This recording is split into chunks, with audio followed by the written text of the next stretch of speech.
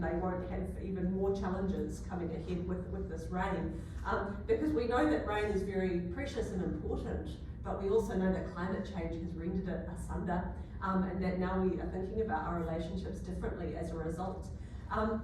I'm from Aotearoa, New Zealand. We're in my hometown, Waiheke Island. We also think about rain all the time. We're having cyclone warnings this weekend too. My mum just texted me and said, be careful there, because here we're like battening down the hatches. Living on Waiheke makes us think a lot about weather. New Zealanders love to talk about weather in general, actually, it's like one of our pastimes, but particularly on Waiheke because we are not on the water mains. We actually use harvested rainwater every day, so we think a lot about not leaving on the tap, how much water you need to brush your teeth, how much water you need to have a shower. We think a lot about water all the time. It's something that we have discussions about. And we have an appreciation for how just small decisions can make a big deal in terms of daily life. This concern is coming out of a broader context, the ecosystem of our region known as the Hauraki Gulf, where capitalist interests have led to a depletion of our local fish and the erosion of our water's well-being. In response to this, the Ngāti Paoa iwi of Waiheke Island has mobilised a rāhui, a traditional prohibition. This prohibition might be temporary or it might be long-lasting, and the purpose of it is to prevent the exhaustion of natural resources. So, in particular with this rāhui, there have been big signposts put up around the island talking about the kaunga species that they are trying to save. Kaunga means treasure, right? And so this really shows us from the beginning how we're thinking about the relationship and reliance on these species, and particularly of scallops, mussels, rock lobsters, and paua. And the intention is to allow for the kaimoana, for the food of the ocean, to regenerate. When this rāhui was implemented, I remember the incredible work done by community members from Ngāti Paoa and from other groups to engage in public discussion and education.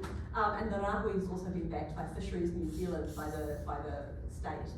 I was interested to note that this past summer, this rāhui has been more widely advertised on our signs and on the ferry to the Motu. This has been in response to people breaking the rāhui. And in particular, I've seen people do this in the last few years, tourists who don't know about what a rāhui is. So the signs are up on the beach, but they don't necessarily read them. And so there's been a lot more kind of public advertising talking about this. And I do think that most of the public are really invested. They understand that this keystone species, looking after these taonga, is really crucial for the well-being of all the people who live in the Hauraki Gulf. So the fact that locals from different communities, including tangata whenua, the Indigenous people, and the tangata tiriti, people like my own family, Sikh colonial people, respect this rāhui, demonstrates a certain shared value system or worldview. Looking at my hometown's concern for water, I became interested in asking what allowed in this case for everyone to support this initiative and understand its importance. Rāhui demonstrate that Indigenous customary law and knowledge can be extremely effective for promoting awareness of non-extractive relationships with the environment in a way that is not appropriation or empty tokenization, but is actually centering Indigenous ways of knowing and relationships with more than human forces, and that there are different layers of local and national support for this. Last night, our incredible keynote speaker, Professor Beamer, asked us, what would it look like to live in a society that places the needs of the aina, of the land and of our environment as paramount? What do the commons look like when the aina is at the centre, and how can we work together to get there? And writing this paper, I've been thinking about these questions because Waiata water is so crucial for human life. In the Pacific and in the Himalayas, two regions where I'm from the Pacific and I have lived in the Himalayas for over 2 decades and worked with Himalayan community, we're seeing that Indigenous communities are being deeply impacted by climate change, even though they're not actually giving much to it. They're not actually, bringing out a lot of CO2, but they're really giving the impact on day-to-day life. And forms of settler colonialism have been intervening in these Indigenous relationships with the environment. So we find in these places also multiple prohibitions, forms of customary law and knowledge that, like rāhui, can answer Professor Beamer's questions. A society where rāhui is honoured will lead to a commons where water, fish, vegetables, and other parts of the environment are all healthy and balanced. But working together to get there can be complicated. Centering local histories and ways of relating to a known place is a crucial part of this. In Aotearoa, signs about the rāhui on Waiheke provide readers insight into relationships with people in place. Underscoring such relationships have been key for developing legal frameworks to counter settler colonial extractivism in Aotearoa. Anthropologist Marama Murulani's incredible book, Tupuna Awa, explores relationships between people in place on the Waikato River. and the North Island, and how these relationships have been negotiated and defined in a way that have restored mana to the hapu and the iwi of the region, so that on the one hand there is recognition of the significance of the river for providing water and hydroelectricity for the region, and on the other there is still an acknowledgement of the taniwha, of the water guardians that live in the river and who need to be considered and honoured. So Tupuna Awa allows for us to see how Indigenous cosmology, history and protocol can be honoured, and this can lead to healthier rivers and healthier people and other types of beings who live near the river. Part of this honouring includes naming and relating with more than human forces, such as taniwha, or here on Hawaii, mo'o, a class of deities that live near or in fresh water. There's a wonderful scholar here at UH, Marie Aloha Brown, and she's written a wonderful book talking about the mo'o. And so she talks about them, quote, many mo'o have alternative forms, predominantly female. These mo'o who masquerade as humans are often described as stunningly beautiful. Tradition holds that when you come across a body of fresh water in a secluded area and everything is eerily still, you should not linger, for you have stumbled across the home of a mo'o. When the plants are yellowed and water covered with a greenish yellow froth, the mo'o is at home.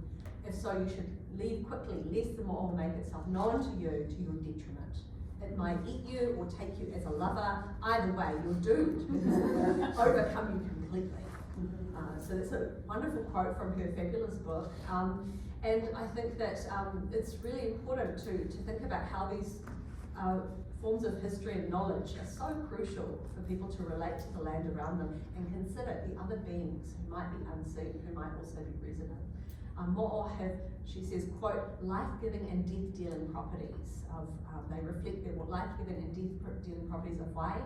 They embody most, if not all of its attributes, unquote. So this personification of these different elements are really important because they also point to continuity and regeneration. Mo'o are called upon to provide water for lands, particularly for bringing rain, and are propitiated by their human neighbours who live beside waters through offerings. In the Himalayas, we also have many other types of watery beings. The rivers of the Tibetan Plateau and the Himalayas that are so important for so many people in the world to access water are all home to Lu, serpentine deities who are connected with wealth and well-being. Their Sanskritized name is Naga, but I think in local communities they relate to Lu in lots of different ways that encompass Naga but also go beyond them. In Indigenous and Buddhist cosmologies, these Lu are given names and given offerings, and there are prohibitions on polluting waterways in order to keep them healthy. The rivers of the Tibetan Plateau are currently being dammed, which is negatively impacting the health of the Lu.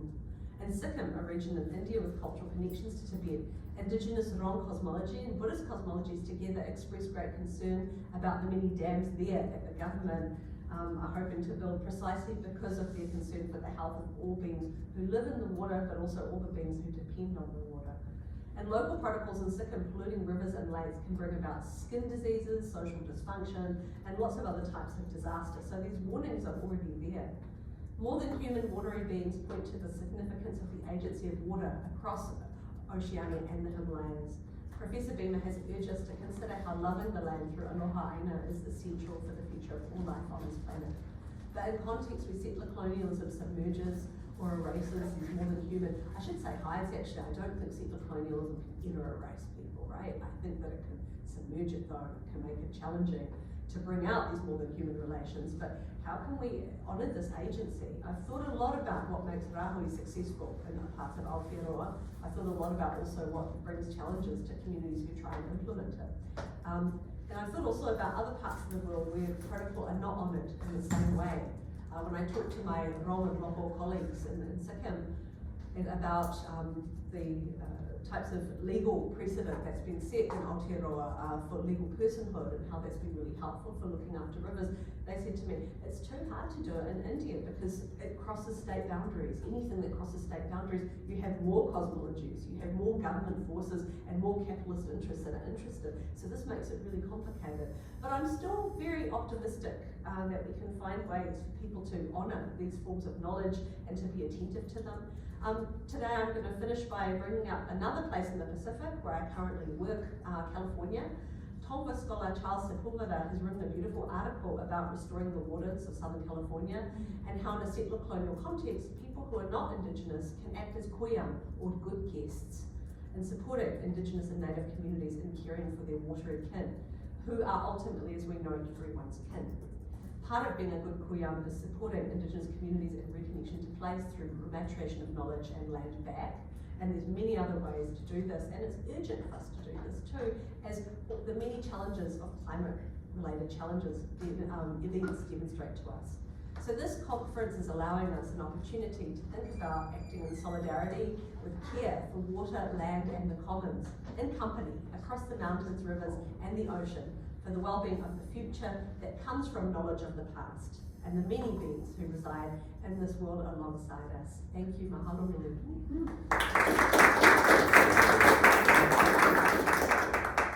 Marty, do you need help with the tech? Yeah. Thank you, Amy. See what we can do.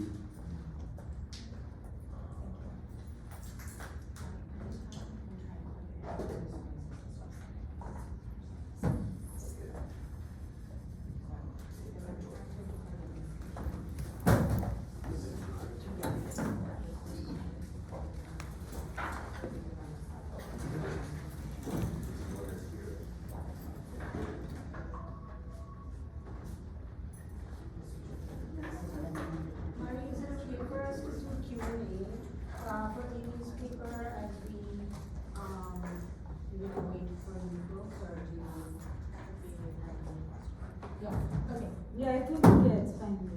Yeah. So, Amy, thank you for the scope of your paper and calling in so many water deities and streams and rivers into the room. I will start with any questions from the audience and a couple.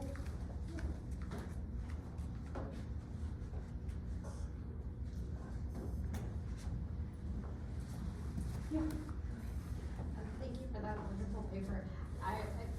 It's so striking that, of course, like this is happening around dams, which is obviously probably the greatest symbol of high modernism in the subcontinent, right? At least from the 1950s. And so I'm wondering, in the cosmological entanglements that are going on in what is clearly a critique of this kind of unsustainable high modernist way of managing the land, right? Is there sort of an idea of what it would mean for the state to become part of caring for these other more than human beings within this ecosystem? Thank you, that's such a big question, and I'm really interested in that question, because in Aotearoa, what makes Rahui successful is when Fisheries New Zealand also say we're going to fine you if you break the Rahui. In parts of the country where you don't have predominantly, tangata whenua. In areas up north where there are big communities, there they don't have the same challenges because people understand, they're part of the cosmos, they get it. But I think that at the moment, New Zealand has a horrible government, and so I think that people are really struggling with these sorts of questions, because ultimately what we see is that whenever politicians can make more money, they'll always do that instead, right? It's always short term. So it's interesting, in the Himalayas and Tibet, people are really struggling with this because any sort of resistance is clamped down upon. People are still coming out and doing extraordinary things. There are people being, protesters who are getting arrested all the time for doing this when they're asking their local politicians to please, resist this type of work. And in the Himalayas, Sikkim's a really good, interesting place to look at, because we've seen so much local resistance, and in the 1990s we saw what happened when the state actually said, we're going to respond to your concerns. In 2023 there was a big lock in Sikkim, and that actually destroyed a dam, which was super interesting. All of the locals said, look, even the water doesn't like the dam, the water has destroyed the dam. And at that time, people were so horrified. Of course, the state said, it's election year, election year's coming up. Of course we're not going to build another dam. But as soon as the money came through, then they were like, we're going to rebuild the dam. Not only are we going to do that, but we're going to go back and start the dam projects from the 1990s. So I think it's very hard in a settler colonial context to get a state that will take this seriously. I don't know what sort of existential crisis we have to have for states to actually listen. because we have models like the Waitangi Tribunal in Aotearoa. We have models where governments can do this mahi, like we see with Fisheries New Zealand, you know. But then at the next minute, we have these politicians who are like, oh, you know, I'd rather make some money off this, and this is all about job creation and development, and these sorts of arguments that they make that sound, you know, okay, somebody's going to get enriched, but the problem is it's never the local people who get enriched, and it's never the environment, the waterways that get enriched. So I just think this is a huge question. It's something that some people like to talk about the past. They like to say, look, you know, back in Sikkim, they talk about during the time of the kings that there were these prohibitions, and it would be great if we could return to that and have more relationality with and more kind of, what's the word I'm looking for, accountability from our politicians. But I just think in this era of, you know, such extreme, you know, capitalist connection to colonial governance, it's so difficult, right? So I don't know, I'm really curious to know what you think, because I think that this is like one of our most important questions right now, is how we can get governments to actually take seriously that we are related to water. So sorry, I'm not. Yes, thank you very much. I sort of wanted to follow up on the previous question, and I thought, yeah, the talk was very informative about an area that I know a little about. But I guess the thing I'm sort of interested in from what you're saying is really, and this relates to the previous question, really is what is the project in some sense, the political project. Because it seemed, and there are a couple of issues here. So one is the project about trying to get the state, which, as you were saying, sort of governments, to sort of recognize the Rahui and so on, and in which case it could it be understood as part of a politics of recognition, right? In the sense that you're trying to, this certain group is trying to be recognized, but then, or is it something larger than that? Because there were times where it sounded like it was larger than that, in which case the Rahui becomes almost a normative standard for a larger social transformation. And if that's the case, well, that becomes very interesting, but then it becomes a much more difficult question so then are we maybe going beyond the contemporary state? And if that's the case, then I guess the second question would be the relationship between two things I've been hearing from yesterday's keynote, and one is land and the other is water. And the question becomes, how do we get aloha aina, but also for the water, and so but these two are not quite the same, or are they? Or is land also going to be part of water? And that was it is, okay. Yeah. Okay, so then that's an easy question. Well, particularly in the Himalayas, because it's the glaciers. Yeah. All the water's coming from the mountain. Mm-hmm. And the clouds, so they're not a separate system. I think it's all the same. So that's why I found Professor Bina talking about that so helpful, because it's really, I understand what he's saying. I see. Yeah. So water and land, there's no distinction between them. Even though in Hawaiian there are two different words in the same. I think that you can have different words and different ways to talk about it, so understanding the connectedness. Because it seems like the concept, what you're then saying is that the concept is the same, even though the words might be different. Because aina and vai or vai and vai then becomes wealth. Yeah. And so then that becomes kind of, I'm just wondering, it's something I'm trying to get my head around. You do some Buddhist philosophy, it's all beyond concept. I know you do Confucius stuff, Yes. still beyond concept. But yeah, I think these are great questions, thank you. For the former question, I think that it is a larger question. The more I think about it, I think it's about how settler colonial societies actually honour whose land they live on and whose land they're occupying in unceded territory.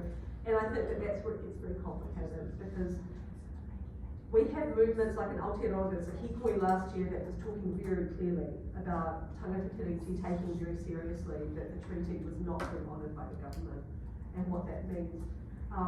But we also have issues of, where do young people get information from? Where do people get influenced by. We know, I mean, in this room, I don't need to tell anybody, I'm sure we're all concerned about AI, we're all concerned about what's happening to the news media. Like, we know that there's so much nonsense in circulation that is filling up our young people's ears. So this is really complex stuff, and I think it's about robust education systems. And when I talk about education, I'm not just meaning formal education, I mean like conversations and community members and people getting together and just honouring. People are already doing this money actually, right? So it's about how do you give and support those platforms, So I think it's a big question. I think it's a really complicated question because of where we live in the world right now, the time period that we're in. What does it look like to be koyam, to be a good guest? And without people feeling threatened by that concept that they're a guest also, because I think in settler colonial studies, that's what people are really scared of confronting. That it's a very important one, because actually we're all guests, because we're all on the way out, we're all going to die, right? And so it's like, what do we leave behind, and what's our relationship, and what are our obligations to what we leave behind? And I think that short-sightedness is a big issue with the political situation now. So it's a very complicated, but I think there are people doing really interesting work. So for me, my big thing as somebody who studies religion was just saying, religious studies actually has something in this. Like, the worldviews are really important. Yeah, and if we understand the worldviews, as Professor Beamer is telling us, that they're part of economics, that they're part of politics, that they're part of all these other things, then we're actually going to get somewhere.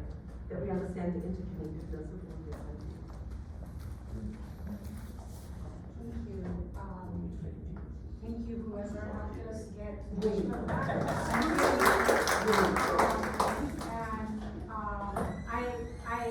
I would like us to follow this conversation, but I know it's very late for Laxman, so should we turn to you, Laxman, to present your work?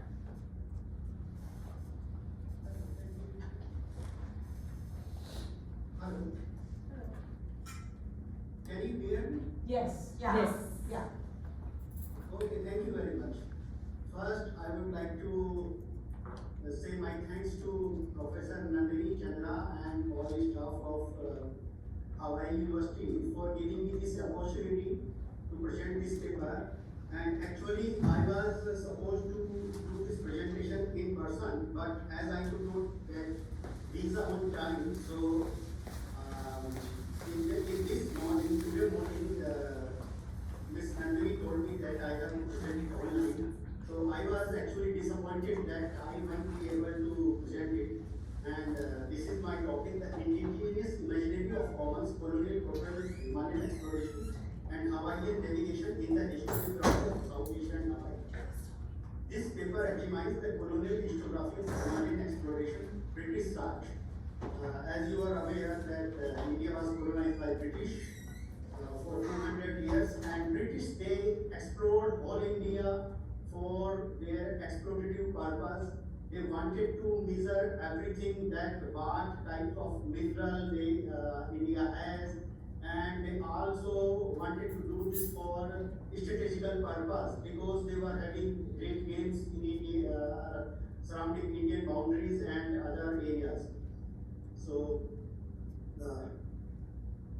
in colonial narratives, both were framed as empty or primitive space awaiting Western discovery, thereby enclosing indigenous knowledge system treated as a shared and cultural territorial commons into imperial archives of science, masculinity, and governance.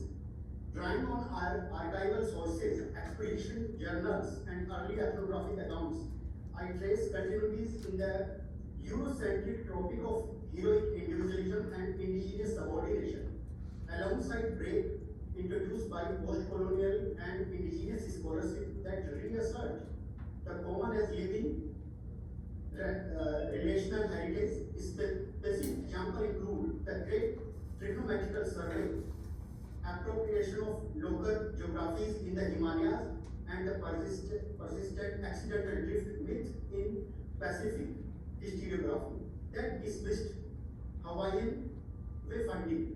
By juxtaposing these cases, the analysis reveals parallel mechanism of epistemic enclosure.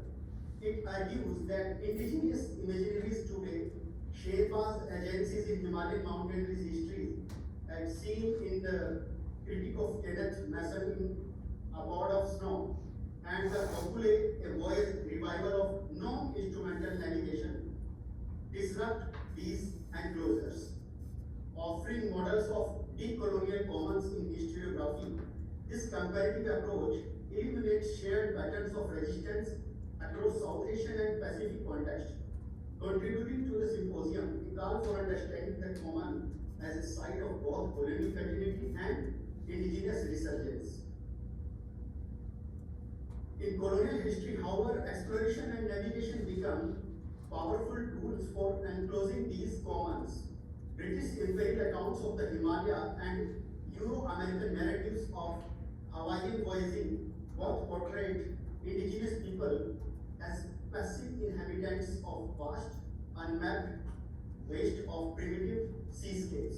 While Western actors claim the role of discoveries, niches, and civilization, I want to focus on two parallel cases: Himalayan exploration as imperial science, masculine adventure, and border control. Hawaiian navigation as mythical or accidental seafaring unworthy of serious historical consideration. It traces specific colonial portrayal with concrete examples, identifies breaks and continuities in later historiography, and argues that indigenous resurgence reclaims the commons as a living archive of resistance and relational stewardship. By reading these histories together, we see how colonial historiography transformed shared cultural and environmental commons into proprietary imperial knowledge. The Himalayas, peak passes, and local law became data of the large Great Area. The Pacific vast oceanic commons became empty islands for Western ships today. Decolonial scholarship and indigenous practices break these enclosures, restoring the commons as intergenerational relational heritage. Colonial portrayal of Himalayan exploration, empire's scientific frontier. From the 18th century onwards, British colonial historiography cast the Himalayas as strategic and scientific common rife for enclosure. The Great Trigonometrical Survey, initiated in 1802 under the East India Company and later the Raj, exemplified this process. British surveyors, often military officers, measured and named peaks, most famously identifying peak as the world's X peak as the world highest, peak 12 as the world highest in 1852, and later he named it Mount Everest after George Everest. But actually it had a original Nepali name Sagarmatha and Chomalanga in the Tibetan language. The survey superintendent local knowledge from the Himalayas communities, Tibetan lamas, and the Pandits. Pandits are native language surveyors, skis at pilgrims, who secretly mapped forbidden territories in Nepal and Tibet. The one famous surveyor was Gupta, and he found so many ways for Britishers, but he was always ignored. When he was about to die, they honored him. They secretly mapped forbidden territories in Nepal and Tibet and systematically appropriated. These Pandits risked their lives and gathering data, yet colonial accounts credited British oversight and scientific methods, erasing indigenous contribution as mere raw material. The essential examples appear in Kenneth Mason's seminal A God of Snow, a history of Himalayan exploration of mountaineering, 1955. The foundational mid-20th century text that shaped generations of Western understanding. Mason, a former Survey of India officer and founder of the Himalayan Journal, described early European travelers as heroic figures who blazed their trails through unmapped terrain. He noted that these people were often suspicious and superstitious and sometimes hostile, but praised how British explorers weaned them from their deeds of the evil spirit that dwell among the mountains. Indigenous labor, Sherpas, porters, and coolies was enclosed only as a sturdy supporters, loyal, physically resilient martial races from the hills. In contrast to supposedly effeminate plains dwellers, Sherpas were romanticized as cheerful, faithful, high-altitude porters who carried loads without complaint, yet they remained secondary characters in a drama starring British gentlemen climbers. Colonial photography and journals reinforced this enclosure. Samuel Bourne's 1860s image of Himalayan passes and Darjeeling landscapes were framed to resemble the English countryside, bucolic scene of pastoral beauty rather than wild, sacred indigenous territory. Joseph Dalton Hooker's Himalayan Journals, 1854, based on his botanical surveys, exoticized local communities as childlike subjects, needing British discipline while mining their environmental knowledge for Western science. Mountaineering expeditions such as the 1921 British Reconnaissance of Everest and the 1924 attempt where George Mallory and Andrew Gibboney famously disappeared further entrenched the narrative. The Himalayas as an adventure playground for imperial masculinity, with Sherpas essential yet invisible in the glory. This portrayal served practical governance, facilitating resource extraction, border demarcation against Russia and China in the Great Game, and the circulation of Himalayan artifacts into European museum, while justifying racial hierarchies.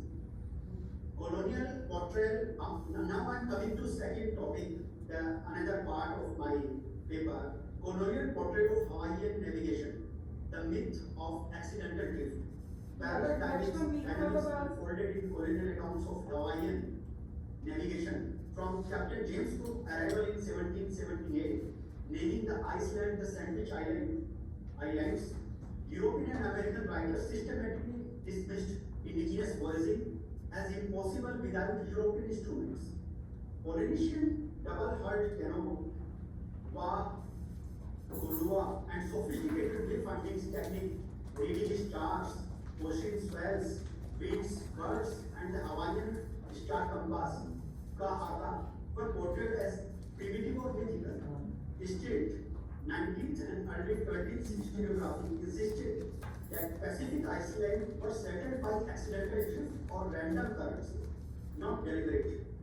Skilled navigation spanning thousands of miles. A clear example is the enduring accidental drift theory that dominated Western scholarship until the late 20th century. Scholars influenced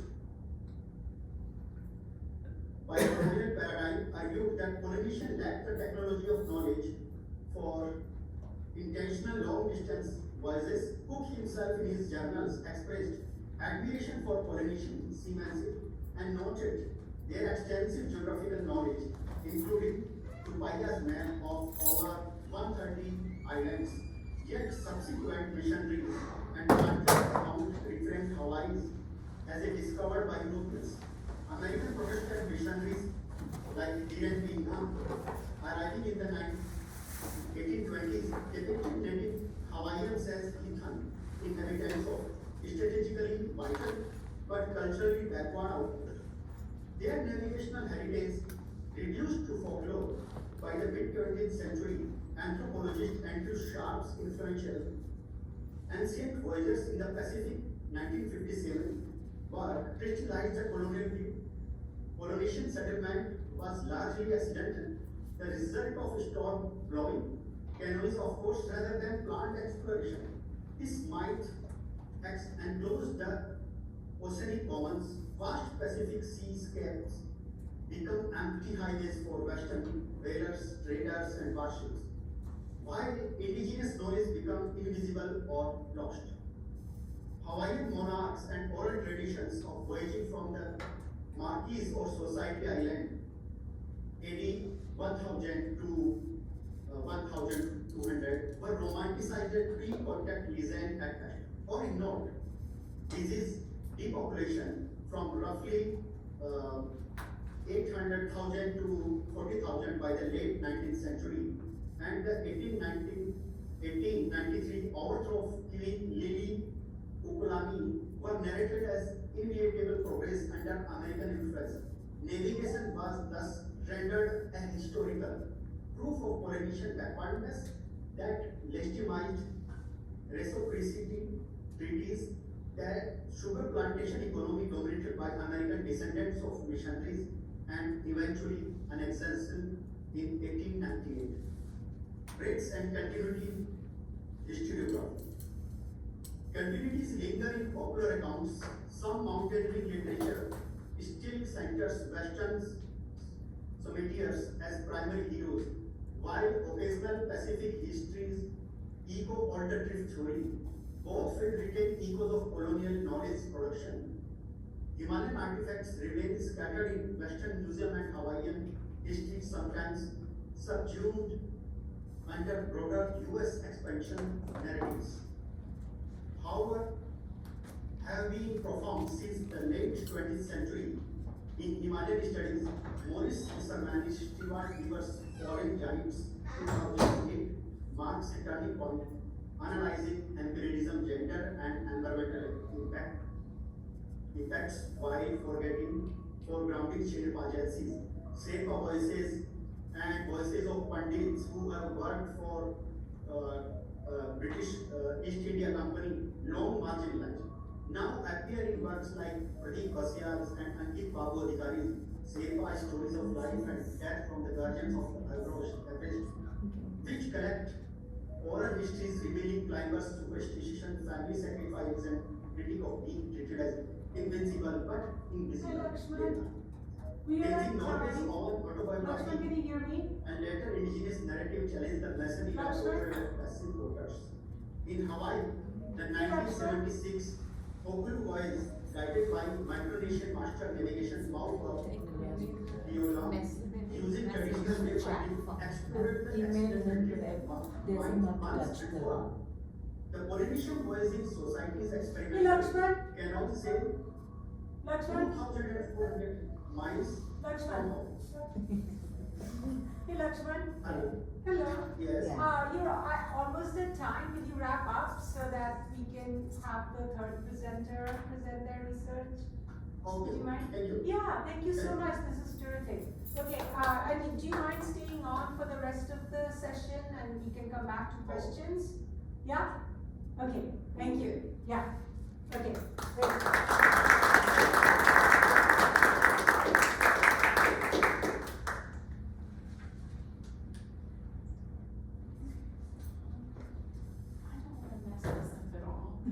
It's recording. Yeah.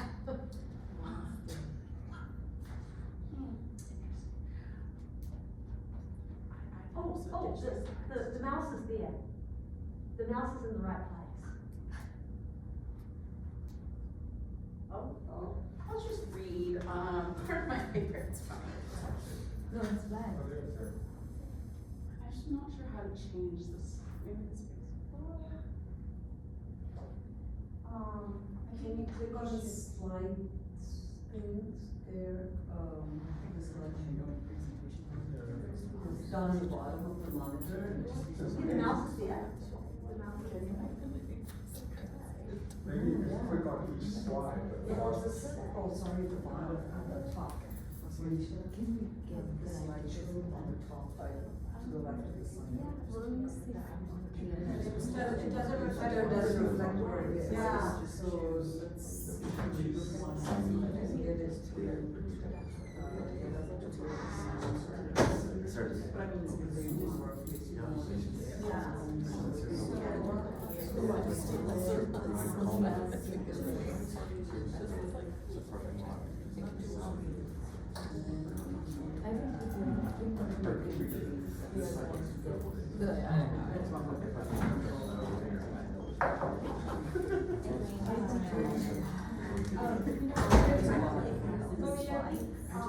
You should just start.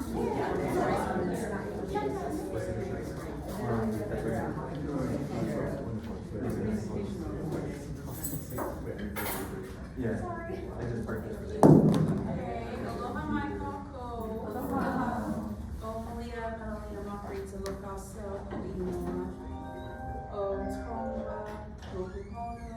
Kamakakūokalani Lefaoseu, Kathleen Malia Lefaoseu. Keiki Mahine Kamoana, Kamakakūokalani Hawaiʻ, Maliyekkal Samoa. Mahalo no ko no puana. Greetings everybody, my name is Malia Lefaoseu. My birth stance touch the shores of Tonga, or what's known as Southern California around the Los Angeles area. My father is Savea Tapal Lefaoseu. My mother is Camille Malia Lefaoseu. I'm a proud daughter of the Pacific. My family is rooted from both Hawaiʻ on my maternal side and Opolu Samoa on my paternal side. Thank you all for being here with me and for everybody who had a hand in making today a possibility. I received my BA in English Literature from UCLA and am currently a second-year master's student in the English department here at University of Hawaiʻ, Mānoa, with a concentration in cultural studies in the Pacific. As a daughter of the Moana and of the diaspora, I carry my ancestors and the plight of our people into all that I do. I use storytelling as a means of connective tissue to places my ancestors and I call home. I let their beaten down paths of resistance, of knowledge, and of love lead my research. A lot of this work is contrapuntal given the colonization and faux colonization that has obscured much of Pacific history, from the big sweeping historical movements to something seemingly minuscule like the commons that we are thinking through in this symposium. My research has had been an effort to unveil what is designed to be hidden. Hence the focus of my presentation today, bringing what is widely known as the Mu'umu'u back to its resistive, empowering origins to show how something like the cloth equivalent of the commons, when extended as a colonial imposition, becomes its opposites. The holoku, a covering for the Wahine indigenous body, has to be literally cut off to fit into the Hawaiian idea of what clothing as a symbol of the commons, or the lack of it, means. Using fashion as a vehicle to think with the past to better understand the present, the recolonized, commodified existence of the Mu'umu'u today demonstrates how pervasively pieces of Hawaiian culture are taken from Hawaiian people to service the capitalistic needs of colonial power and control. It considers how settlers who are Hawaii consumers of Hawaiian culture as a commodity can compound this cultural amnesia to perpetuate this historic harm. Most ardently in tracing the history of the Mu'umu'u, it becomes recognizable as a visual cultural object that reveals the mana, the power of Wahine female resistance. Professor Nayana, in her opening statement yesterday, spoke of the commons as forgotten somethings appearing in the present and shaping the future. For Indigenous Hawaiian women, the defiant history of the Mu'umu'u is a forgotten model of steadfastness, whose present-day commodified existence must be reclaimed as such to be wielded as a tool to shape resistant Hawaiian futures. Yes, thank you. To understand the Mu'umu'u as a site of Mono-Wahine resistance, it's important to first understand the evolution of fashion in Hawaii through contact and colonization. Pre-colonial fashion in Hawaii had much to do with the warm temperatures and humid conditions of the island, thus limiting clothing to a minimum. That minimal clothing was both highly functional and tied Wahine to a greater sense of place. Now Wahine were historically adorned with a kapa pa'u, pictured in the corner, a bark cloth skirt, and occasionally a kihe, a shawl, pictured in this corner, in varying degrees of complexity depending on their status in society. Patterns and motifs adorning these kapa pa'u reflected symbols of the surrounding natural world and simultaneously acted as a spiritual, protective, and cultural narrative blessing upon the functional attire. Triangles are a common example of such a motif that could represent anything from sharp teeth to embody strength, spear tips to embody a warrior spirit, or mouthpiece to embody steadfastness. Thus, through clothing design, Hawaiians imbued the functional with the spiritual. As missionaries reached the shores in the 19th century, they brought with them to impose on the Hawaiian people their rigid standards, and most notably here, rigid dress.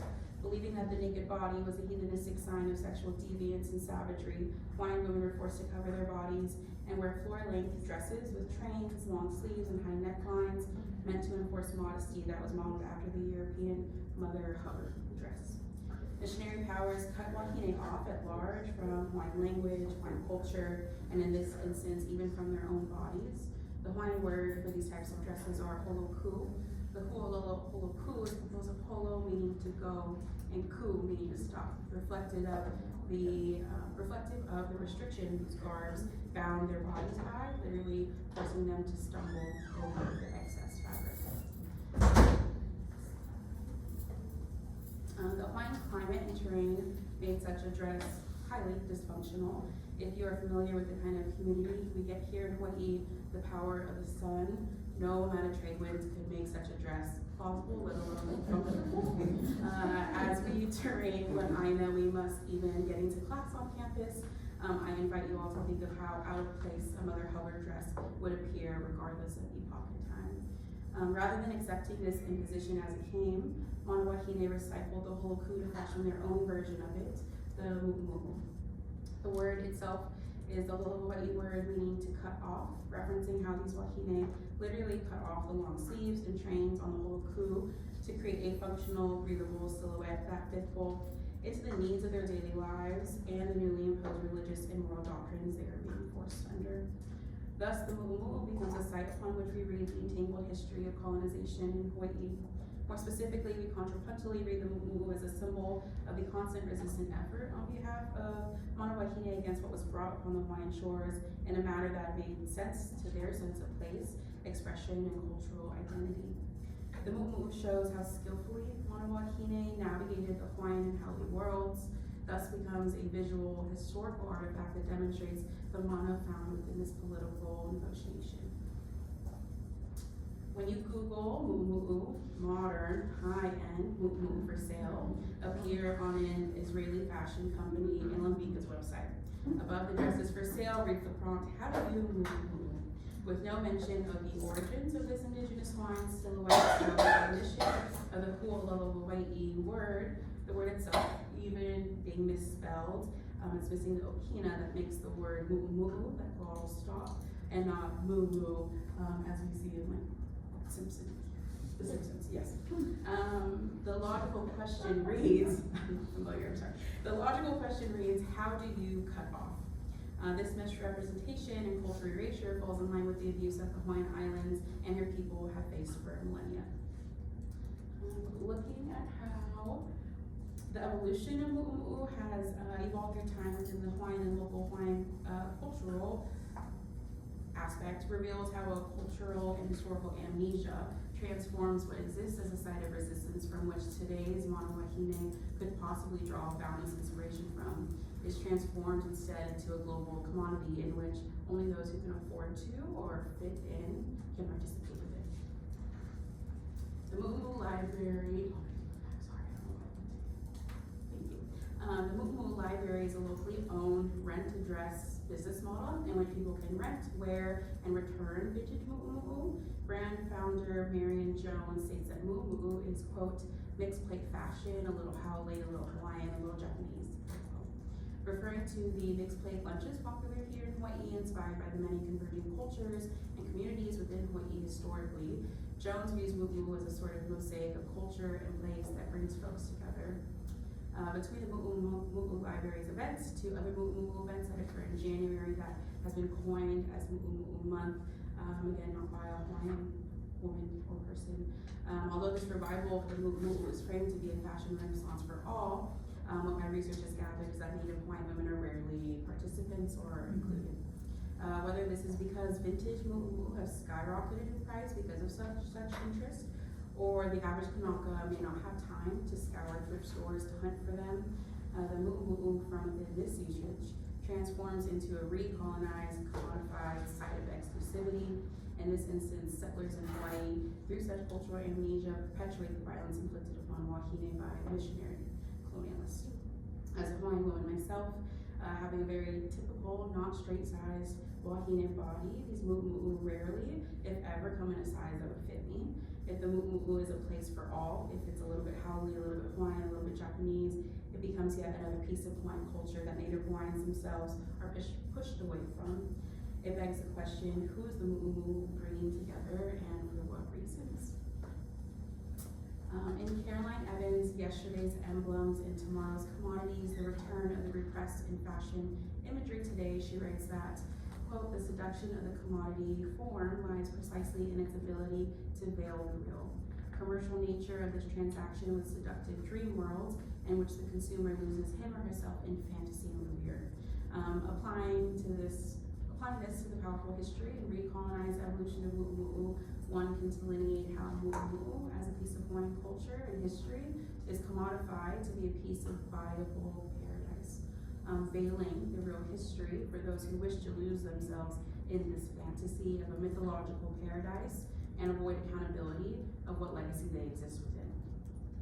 On the Mu'umu'u Library's website, they write that, quote, a special bond was formed between the first American missionary wives and the Li'iwahine How, a typo for who, came together to sew holoku. These friendships paved the way for the missionaries to form the Hawaiian alphabet and written language. This kind of revisionist history and amnesia, the atrocities survived by the legacy of Mānoa responsible for the Mu'umu'u is yet another fantasy, responsible for what leads to its recolonization today. I would not call the hateful words missionary wives wrote of these Mānoa upon contact, often referring to their bodies and behavior as heathenistic and barbaric, as a special bond. I do not see the religious and moral impositions of their ideological colonization as bond, but bondage. When I read this on their website, I thought of Victoria Nolani Newbold's highly researched play, The Conversion of Kaha'amanu, that explores the 1820s cultural collision between Native Hawaiians and American Protestant missionaries. The drama focuses on Queen, shifts in power, her embrace of Christianity, and the profound social changes such as the rise of the Mu'umu'u and changing gender roles that followed with it. In the play, Lucy, a missionary wife, admits to another missionary wife, quote, I've told myself they're people, but I can't help the revulsion I feel. I can't bear to be touched by them, by those dark, dirty hands. I hate those eyes that stare at me like some animal. Is this the friendship the Mu'umu'u Library is referring to? How can one be friends with another whom they cannot find humanity within? Just as colonial powers covered these women's bodies, the continuation of this settler colonial legacy conceals this history of empowered resistance. The Mu'umu'u is not just a little Hawaiian, it is an integral strand of resistant Mānoa Huauhau genealogy. My own grandma always made and wore Mu'umu'u. As a little girl, I would trail behind her, running my hands across aisles full of spools of fabric as she looked for the best ones at our local M&L fabric mart. These are the women I have been gestated by, have been nurtured by, 3 generations of Hawaiian women wearing handmade mu'umu'u, all rooted in my grandma's insistence that we continue to wear them. The mu'umu'u as a site of remembrance, as a piece of the commons exists too, as a piece of Hawaii my grandma kept close no matter which shore she landed upon, something she could put on and be back here in Hawaii within. This is what I think of as the life source of mu'umu'u that continues years later, that this new mu'umu'u movement is currently being severed from. Now I think of what it means to mu'umu'u, not in the Elamika Designs kind of way, but what it means to cut off what is no longer of service. The real mu'umu'u resurgence is this reclamation. The real mu'umu'u resurgence is following this line in history, even where it is made murky and obscured, to see the resistant power Mānoa descend from, that teaches us to take our scissors and cut off what we must.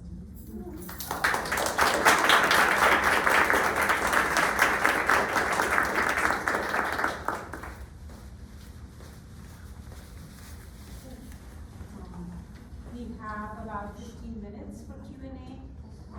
So there is a question right here. Thank you so much. This was so beautiful and fascinating. It immediately made me think about like commodity supply chains and textiles, especially since this is a conference connecting Hawaii to South Asia, and then of course like the Jomandas, Watamo'o family and their connections to this South Asia to Manila to Hawaii, like Pacific commodity supply chain. So the thing I wanted to ask you is, what is the commodity supply chain like for contemporary mu'umu'u and what that might do to our understanding of of this process? Yeah, I think the commercialized, commodified mu'umu'u that are made overseas are really the ones I'm talking about that are inaccessible to most Hawaiian Balinese shapes. And that's particularly why I was keeping Mu'u as a site of exclusivity. I'm about to graduate and I couldn't find a Mu'u that would fit my body. And so I think that train from Manila to Hawaiʻ, there are a lot of seamstresses here, or settlers from overseas as well, who are making these Mu'u with straight sizes of their homelands in mind, and are not considering the history of Mu'u. So we're of course not going to consider the reality of current Hawaiʻ, which is women existing outside of straight sizes. On top of the fact that the vintage Mu'u that we have are, it's cutthroat to find them, to say the least. So the ones being made, I think, exacerbate that scarcity of vintage Mu'u that fit me, etc. Not to mention the lack of quality material available. No.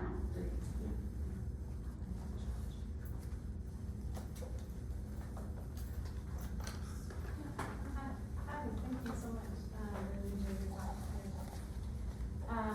Your talk on the made me think of two things, one historical and one more contemporary.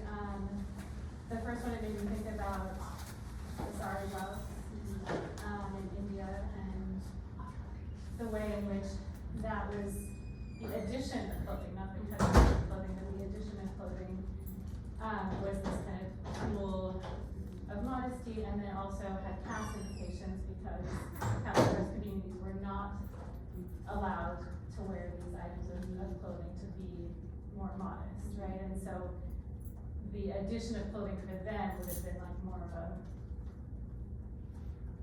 resistance move, right? To kind of reclaim, I'm not articulating that super well right now, but it's just making me think about ways in which both cutting off and adding on can be ways of resistance depending on context, but thinking about, of course, that sari blouse came about during colonization as well.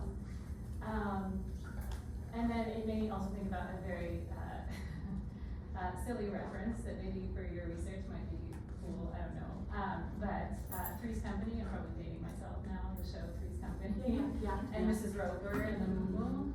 And there's apparently, I don't know if they still exist, but there's apparently like conventions where white women will come and wear muumuus and gather, and I don't know what they do, but yeah, there's this whole like, they go bowling. They go bowling. They really do. The muumuu resurgence I was talking about, and time to talk about at length, is white women wearing vintage muumuu they can find and reclaiming it as everyday wear by doing things like going bowling.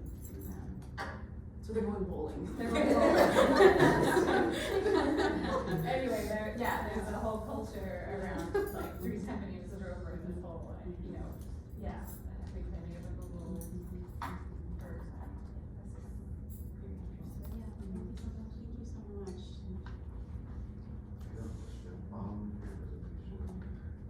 In your answer to the last question, you talked a little bit about the relationship between like this sort of fantastic recasting of the past as, the muumuu is like this cosmopolitan kind of, shared space of we working together, blah, blah, blah. To what extent, I wonder if you can talk about, do you feel like that fantasy cast into the past shapes the sustained kind of alienation of Hawaiian local tilas from participating in wearing muumuu and stuff? Because I remember when she was just like 5 years ago when they took we to get kind of easy for like $150, but now she looked at it's $400. It's like crazy. How much more expensive it is, and still those brands work. Okay, so like I think two things are happening within that.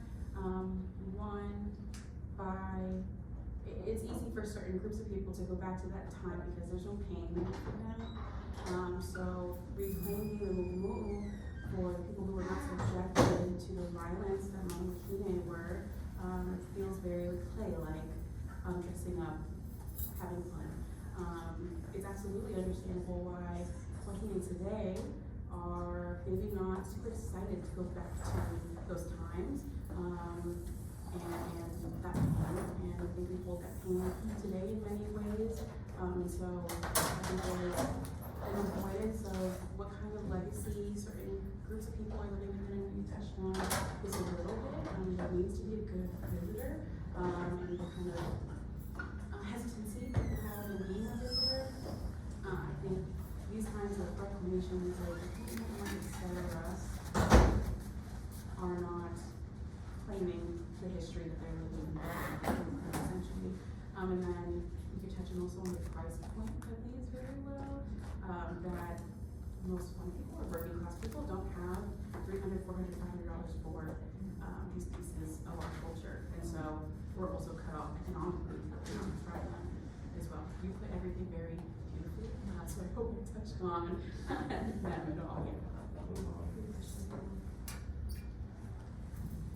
I actually have two questions for the different speakers, if I Yes. may.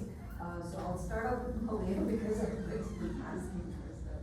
But I'm actually really interested in fabric and the kind of the feel of fabric, like cotton, like 100% cotton versus some synthetic fabric, and the infiltration of those kinds of fabric that's occurring in the market, basically, right? And kind of related to that is the question of how textiles were sent to a lot of occupied spaces from other occupied and colonial spaces such as India, right? And flooded markets with a kind of print that wouldn't be popular in the centers, so to speak, right? So, and what occurred to me when you were talking also is how in Africa, or countries in Africa, they were flooded with these kind of like brightly colored things, and how the communities use those materials for their own purposes. And that's making me think also of the moku fabric and the patterns as being, you know, as you said, resistance forms, right? So that's super interesting, but you know, to go back to kind of this lineage of mercantile connections being turned into something else, but also in the contemporary sense, going back to what you said about how the markets are infiltrated by these fabrics that are no longer sort of comfortable in this environment, you know, those like polyester things or whatever. I think a critique I have of the Polynesian Culture Center here on Oahu is they have where you can like participate in like the printing on cotton cloth, and it's like an experience people can buy to do. And originally, I know more so of this in Samoa, that's a very sacred thing that only women do, and only women who are trained to do so do. There's a lot of like intention put into the printing of our cotton cloth, and so in that way, I think you can think of imbuing the clothing and the cloth with spiritual protection. So fast forward to how materials are produced nowadays, it's just such a disruption from that intentionality in our clothing. So I really appreciate what you said. Thank you. And I have a question for Laxman. Laxman, we have a question for you. Laxman, are you there? Laxman? Can we chat with Laxman? It should be available to. Yeah, Oh, there he is. Monica, go ahead. Oh, Laxman, thank you for your presentation. I was really curious about how, I don't know why I'm shouting, but you can't hear me. I'm kind of curious about the work you did with the archives to uncover some of those documents and records of indigenous knowledge that provided the information for the mapping, those trigonometrical maps that Karen discovered in our collection here. And that, you know, they present a very flat view of the research that was done, and doesn't get into the depth of it. And I'm just kind of curious about the archival material you used to provide the additional information about the information that came from the indigenous knowledge about place and the mapping of those places. Okay, I would like to tell you that in around last year, I was just being curious. I did my PhD on Nepal, political art of Nepal. So I traveled whole of Nepal, and I am very interested in exploration and navigation. So one day I was just reading about Hawaiian navigation. So I saw some documentaries. I won't lie that I read some books about it, but all of information about Hawaii I got is not based on any archives, but it is based on some videos and some online papers.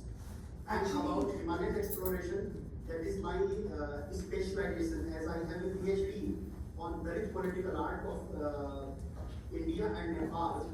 And I have been to 80% of Nepal and almost all of Himalayas, Indian Himalayas. So for that, I used archival sources from National Archives, and we have been to many places of Nepal and Himalayas, and I have already written 5 articles about Himalayan exploration, and one was published by Geography and You in India. That is a very reputed journal. And apart from that, I would like to tell you that I am a University Grants Commission National Eligibility holder in 13 different subjects. That is recorded in India. Thank you. Did you want to? Well, I just was curious, and I think you answered the question that you use both national archives and small archives that you found in your travels through Nepal. That's, thank you. You're out of time. 4 more minutes. Actually, you're out of time. Oh, we are out of time. Okay. I want to thank our wonderful presenters. Thank you, Laxman, for joining,